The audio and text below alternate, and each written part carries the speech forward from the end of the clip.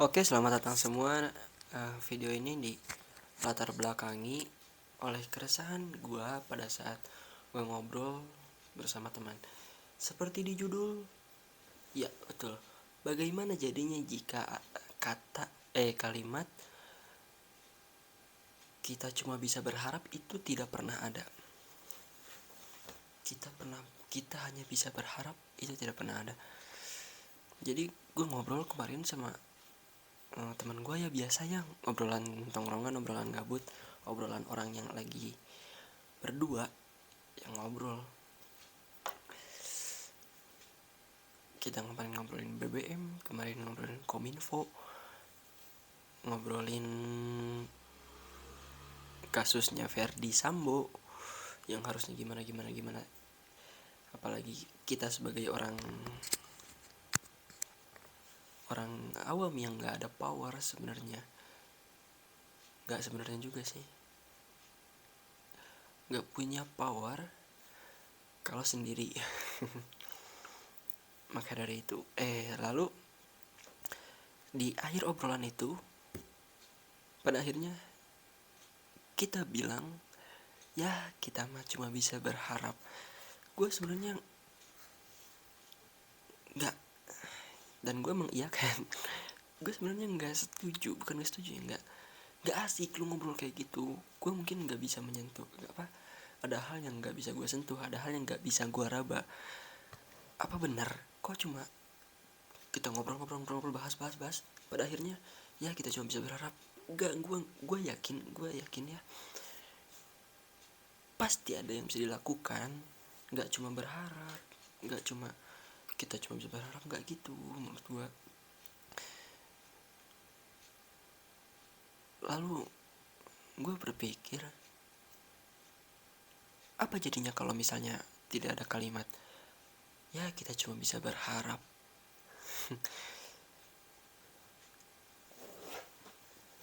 Kita mungkin pernah membaca atau pernah mendengar cerita orang yang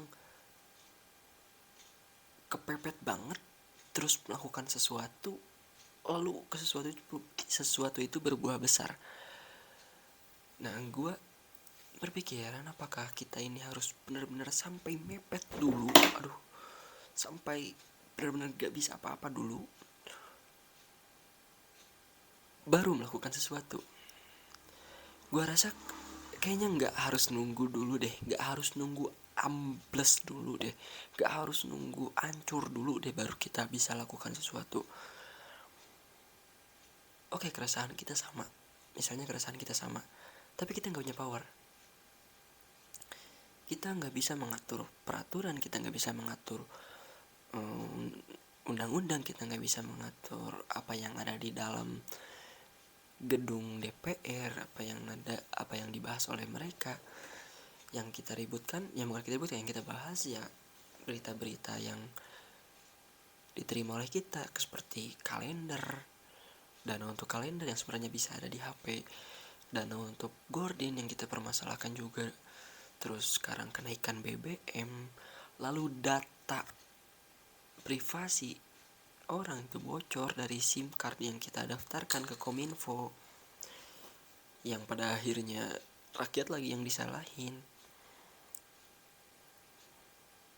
Terus keadilan yang diterima atas perlakuan Verdi Sambo dan kawan-kawan. Kita nggak bisa menyentuh itu semua, tapi keresahan kita sama, keinginannya sama. Nah, kalau misalnya kita bahas gitu ya soal BBM misalnya, BBM ini naik, ada orang yang bilang bahwa BBM naik itu ya sebenarnya masih mending 10.000, karena pada aslinya kalau nggak disubsidi 17.000. Ada juga yang bilang nih, ada TikToker yang tinggalnya di luar negeri kalau nggak salah, emang benar tinggalnya tuh di luar negeri, tapi dia orang Indonesia kerjaan di luar negeri juga. Dia mengatakan bahwa dia setuju aja, bahkan kok nggak dari dulu BBM naik, karena berdasarkan argumennya bla bla bla bla, dan masuk akal.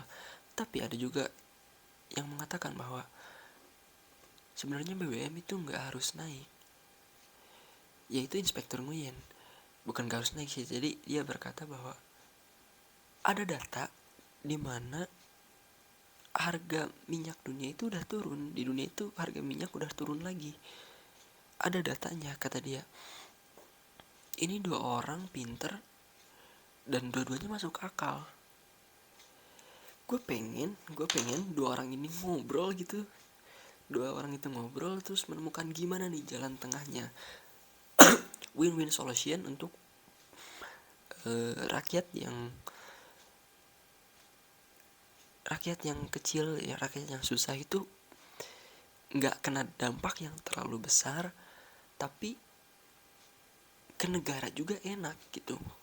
Bukan enak, tapi iya enak dah, gimana bahasanya, ke negaranya juga nggak merugikan negara juga. Karena kata Pak Jokowi, kenapa harga BBM naik itu karena 70% BBM subsidi itu tidak tepat sasaran. Oke, kalau itu argumennya berarti harusnya ada regulasi dong. Ini solusi ya. Banyak juga solusi dari orang-orang lain yang mengatakan solusi ini, yaitu diadakannya regulasi. Motor mana aja yang boleh pakai BBM subsidi, mobil mana yang pakai BBM subsidi. Karena motor-motor tertentu atau mobil-mobil tertentu itu yang harganya mahal pasti yang punya orang kaya gitu.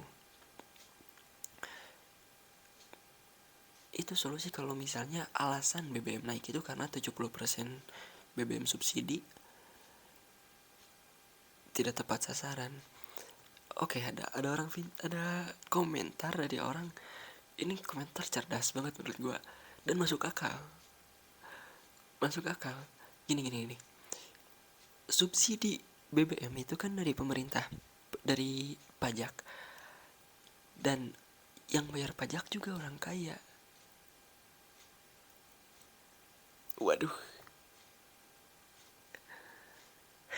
gue bilang berarti orang kaya juga berhak mendapatkan BBM subsidi. Bukan cuma berhak, tapi justru kalau misalnya, waduh, nggak enak lagi. Kalau misalnya jujur-jujuran, harusnya yang menerima BBM subsidi itu ya orang-orang kaya. Wow, aduh, karena mereka juga yang bayar pajak.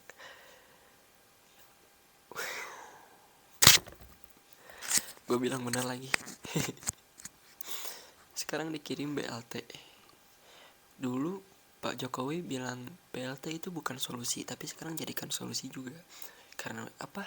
Karena mungkin udah mepet.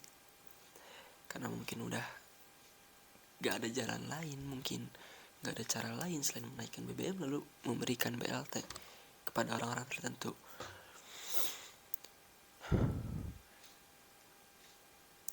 Terus tadi gue berak, kepikiran kalau misalnya keresahan masyarakat itu sama,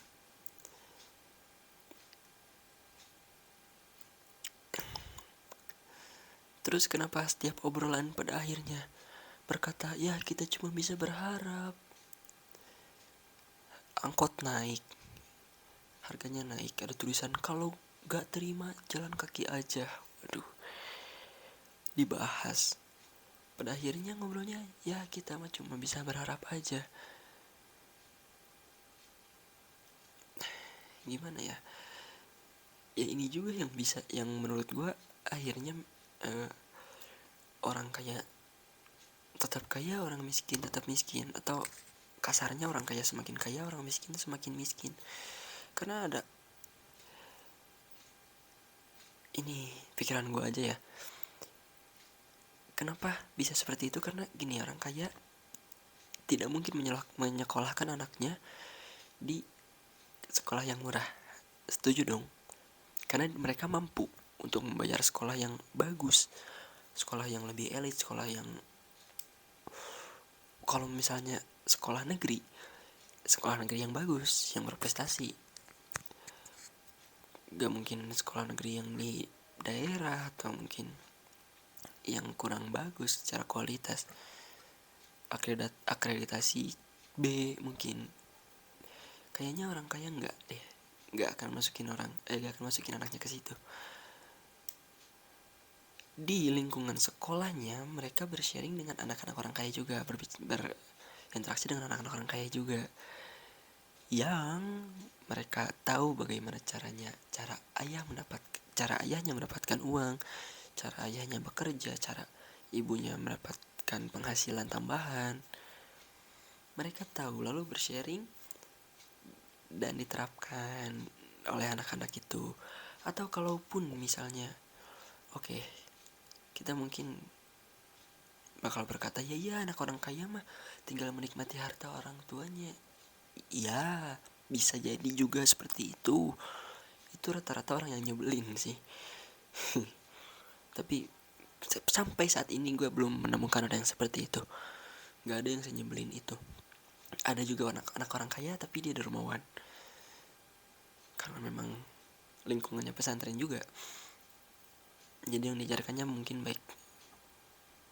Yang diajarkannya adalah hal-hal baik secara agama juga, secara pendidikan, secara sosial mungkin diajarkan baik-baik. Lalu bagaimana dengan orang-orang miskin? Orang-orang miskin, orang-orang yang tidak mampu atau menengah ke bawah, itu rata-rata sekolahnya cari yang gratis atau sekolah negeri, sekolah yang bagaimana caranya dapat bantuan. Terus ayah dari mereka ini rata-rata gajinya berapa sih? Nah, lalu anak-anaknya ini sharing dengan ayahnya yang penghasilannya nggak seberapa juga. Lalu pada akhirnya pas sharing, gimana cara ayah kamu mendapatkan uang? Ayahku adalah seorang pedagang ini, ayahku adalah seorang pemulung, mungkin juga ada. Ayah aku udah nggak ada. Ada yang kayak gitu. Ibu aku jadi TKW. Ada temen gue yang TKW, yang ibunya TKW. Ada yang ibunya dagang sayur, bapaknya nggak kerja juga ada. Pada saat sharing, pada saat ngobrol, mereka nggak bisa niru ayah mereka. Maksudnya mereka pasti dituntut lebih dari ayah mereka. Tapi mereka nggak tahu caranya. Kenapa? Karena dari guru yang nggak dapet. Karena secara kualitas sekolah murah ya, gurunya juga nggak yang bahasnya tinggi-tinggi banget bahasannya. Kenapa? Karena mereka menyesuaikan dengan muridnya.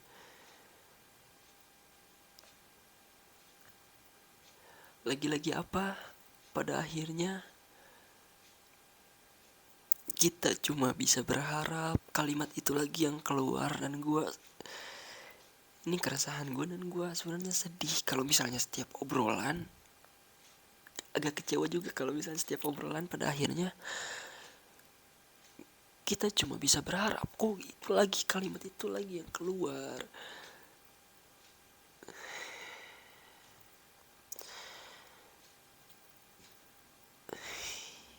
Ya sebenarnya nggak apa-apa sih sebenarnya pada akhirnya seperti itu. Tapi apa seenggak ada solusi itu di negara ini? Kalau misalnya ngobrol,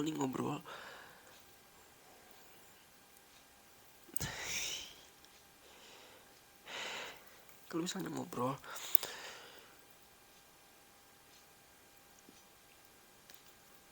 dalemin banget sampai cari solusinya, sampai dapat solusinya. Paling enggak solusi yang setidaknya 1% di atas kalimat kita hanya bisa berharap. Paling tidak ada yang dilakukan. Itu keinginan gue. Setiap obrolan tuh ada hasilnya. Karena jujur, gue ngerasa hidup tuh dari obrolan. Pada akhirnya lagi sih, yang menyadarkan gue alay adalah obrolan gue bersama teman. Iya, memang diawali dengan menjelek-jelekan, bukan menjelek-jelekan, tapi lihat ini orang alay. Oh dulu gue juga melakukan hal itu dan gue alay, akhirnya gue improvisasi, kita improvisasi, kita menjadi hal itu alay, hal itu jangan dilakukan, hal itu alay tapi boleh dilakukan dan tidak apa-apa dilakukan. Wajar di umur segitu kita melakukan hal itu kita dapat, gue dapat dari obrolan. Dan ketika menyangkut hal-hal yang serius, kenapa pada akhirnya ujung-ujungnya kalimatnya itu kita cuma bisa berharap. Aduh. Lalu bagaimana jadinya kalau misalnya kalimat itu dihilangkan dari dunia ini dan tidak pernah ada? Mana generasi sekarang lembek-lembek. Dan pada pembelaan anak-anak zaman sekarang, gak anak zaman sekarang sih, ya anak-anak sebelum kami pun setuju dengan statement ini, dimana zaman sekarang itu beda, maka perlakuannya pun beda, yang hadir beda. Tapi kalau lembek setuju dong, gue sih setuju. Pada saat SMA gue alay, gue ngaku-ngaku anxiety meskipun gak diungkapkan ke orang. Gue ngaku-ngaku broken home, aduh jijik banget gue, padahal gue masih bisa makan dari harta orang tua gue. Jijik banget gue ngaku-ngaku broken home ke diri gue sendiri sih. Gue kayaknya gue broken home nih. Gue ngaku-ngaku mental illness karena di TikTok gue nonton orang yang membahas ciri-ciri mental illness dan itu ada di gue. Dan di akhirnya itu udah dikasih tahu jangan self diagnosis, tapi gue mengiyakan gue ini mental illness. Jijik gue sampai jadi dari SMA gue nggak ada temen. Temen SMP yang deket, temen SMA gue nggak ada yang deket. Gue gak punya temen SMA, gue nggak menjadikan hal itu, tapi alay waktu SMA. Lu so introvert.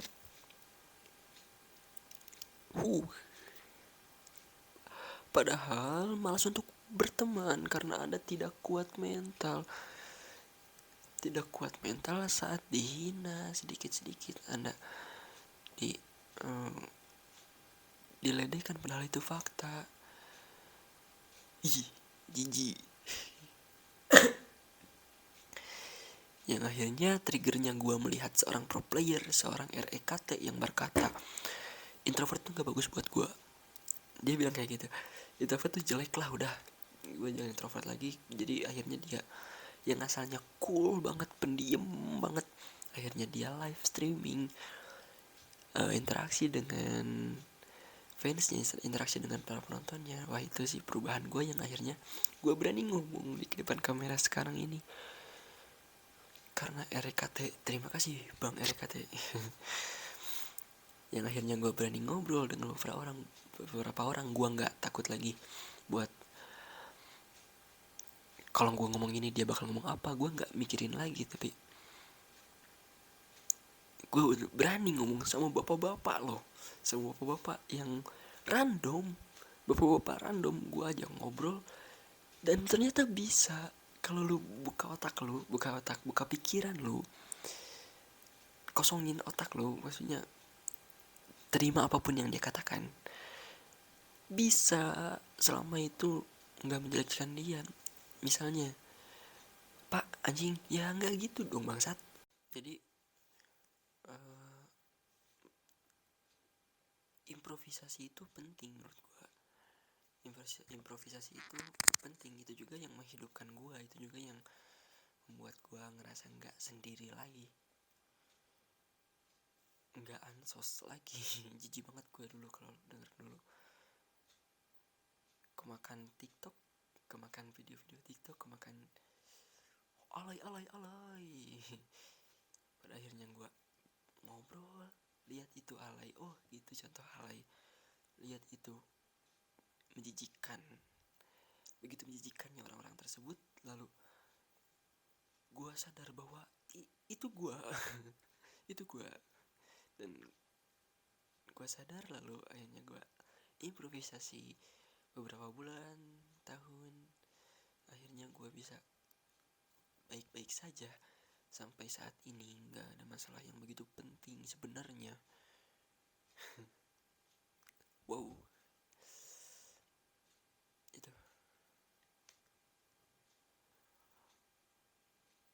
Dan gue ini ya, gue ada pikiran, ada solusi, bukan solusi juga sih, ya kepikiran aja gitu. Gimana kalau misalnya kita tuh punya keresahan yang sama, otak kita itu dikumpulin gitu, nyatu. Weh, nggak dikumpulin juga sih, kita tuh ngobrol bareng, kita memiliki keresahan yang sama, tapi satu persyaratannya, yaitu jangan ada kata ya kita cuma bisa berharap. Kita hapus kata-kata itu, kita ngobrol lalu kita cari solusi dari semua ini. Gue nggak percaya sama polisi, gue nggak percaya sama presiden, gue nggak percaya sama menteri. Bukan berarti presiden harus ganti, enggak. Menurut gue harus ada kekuatan dari kitanya juga, dari bawahnya juga, dari masyarakatnya juga, anak muda mau orang tua. Gue malu banget, gue pada saat ada orang orasi lalu disuruh bicara di depan Profesor Mahfud MD, ditanya pada saat itu, kamu tahu Omnibus Law apa? Dia nggak bisa ngejawab, lalu diceramahin sama Pak Mahfud MD. Sebenarnya tujuan anak muda tersebut baik, cuma nggak dia nggak tahu apa yang dibahas.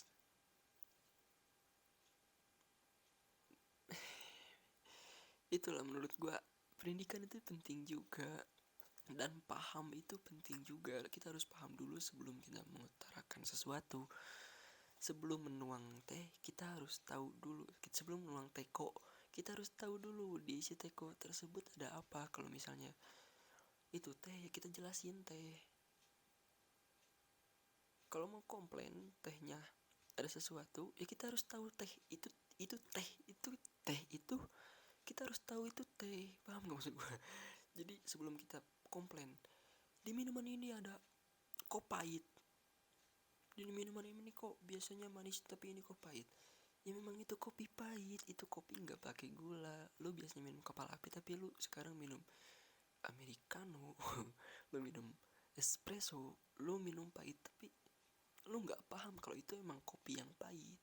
Jangan kayak gitu, kita harus paham dulu kalau itu kopi yang pahit. Lalu bisa kita protes, bukan protes juga, tapi kita bisa dialog antar sang penuang teh dan kita sang peminum peminum air yang ada di cangkir, yang air tersebut berasal dari teko yang dituang oleh orang tersebut.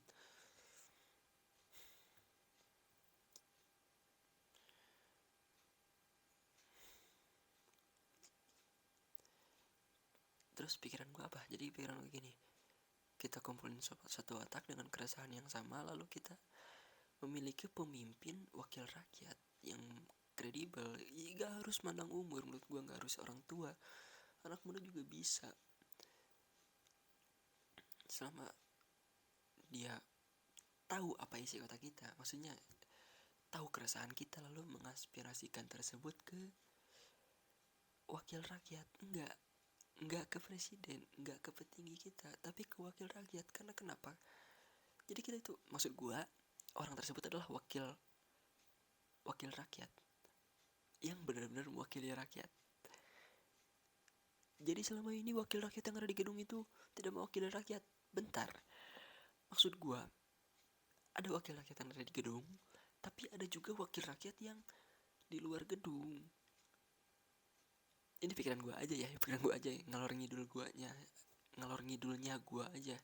Jadi ada dua wakil rakyat, maksudnya wakil rakyat yang di dalam gedung, sama wakil rakyat yang di luar gedung, yang bisa menampung aspirasi rakyat yang tidak bisa disampaikan ke wakil rakyat. Karena jujur saja pada faktanya banyak aspirasi yang tidak tidak didialogkan, tidak terdialogkan, tidak tersampaikan, bahkan bukan tidak diwujudkan tapi tidak tersampaikan, tidak terdengar, bukan tidak didengar ya, tapi tidak terdengar. Meskipun ada yang tidak didengar juga. Ya menurut gua kita butuh yang seperti itu gak sih? Butuh orang yang oke, otak lo ini keresahannya sama ya, deal ya. Oke, gua suarakan ke atas. Oke, gue suarakan ke atas, tapi ada jalannya juga, ada jalurnya juga, ada penghubungnya juga. Bukan ada penghubungnya, justru orang itu yang menjadikan penghubung kita, yang mau memberitahukan keresahan kita ke wakil rakyat yang ada di gedung, lalu dibahas di sana di dalam gedung. Gue pengen sih ada yang kayak gitu, karena sekarang masalahnya pertama, ada banyak beberapa aspirasi rakyat yang tidak terdengar oleh mereka, yang tidak tersampaikan oleh kita, dan tidak terdengar oleh mereka yang ada di gedung. Kedua, yang ada di gedung juga mungkin gak bisa dengar aspirasi kita. Meskipun betul, mereka itu dibayar untuk menemukan solusi, betul. Tapi solusi tidak akan ada kalau nggak ada masalahnya. Masalah itu sebenarnya ada, cuma nggak tersampaikan. Mungkin seperti itu yang gue lihat ya, sebagai seorang penjaga toko gitu, yang setiap hari baca berita di Twitter, di TikTok, di Instagram. Kayaknya kita butuh yang seperti itu.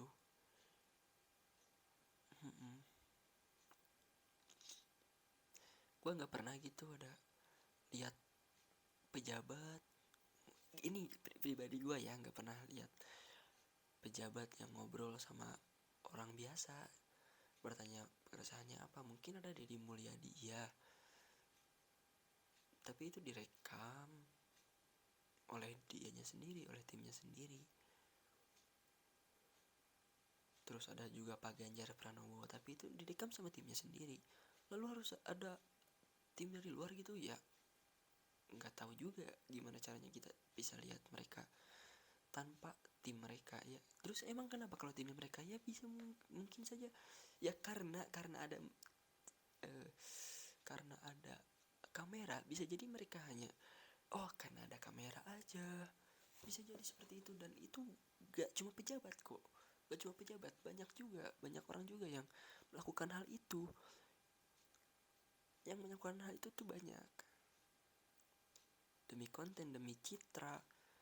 Ada juga ini gue kesal banget nih ya, kita itu di politik, ada yang bilang ya, kita itu di politik emang membangun citra. Ya betul, kalau misalnya citra itu sesuai dengan apa yang dilakukannya.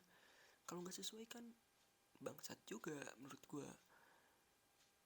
Gue nggak nyebut nama, nggak nyebut itu pejabat, nggak nyebut pejabat itu pejabat juga. Tapi nggak cuma partai politik kok, semuanya juga di Instagram, di media sosial. Menurut gue itu pasti menunjukkan citranya, nggak mungkin menunjukkan kejelekannya, kecuali Bang Uus, respect Bang Uus. Bang Uus itu kalau gue lihat di kontennya, dia itu setiap aibnya tuh dibongkar sendiri sama dia, biar nggak ada lagi orang yang bisa merendahkan dia, karena dia udah merendahkan dirinya sendiri serendah-rendahnya, sampai nggak ada orang yang bisa merendahkan dirinya sendiri. Kalau misalnya ini Uus sendiri yang bilang ya, dia sendiri bilang, kalau ada yang bilang gue penista agama, iya. Kalau ada yang bilang gue pemabok, iya. Memang tidak ada celah lagi. Itu sendiri yang bilang. Ya itu menurut gue, membangun citra itu ya perlu juga menurut gue. Memang seperti itu ya, memang seperti itu ya, ya gak apa-apa. Tapi selama yang ditunjukkan itu sesuai dengan yang dilakukannya, ya oke, tapi kalau enggak kan bangsat juga. Ya gitulah. Ya sebisa mungkin kalau ngobrol gitu jangan endingnya tuh, akhirnya itu jangan, ya kita cuma bisa berharap ya sebisa mungkin hindari kata-kata tersebut, biar kita tuh paksa aja otak kita tuh buat gimana caranya, gimana solusinya, apa akhirnya endingnya tuh kayak gimana.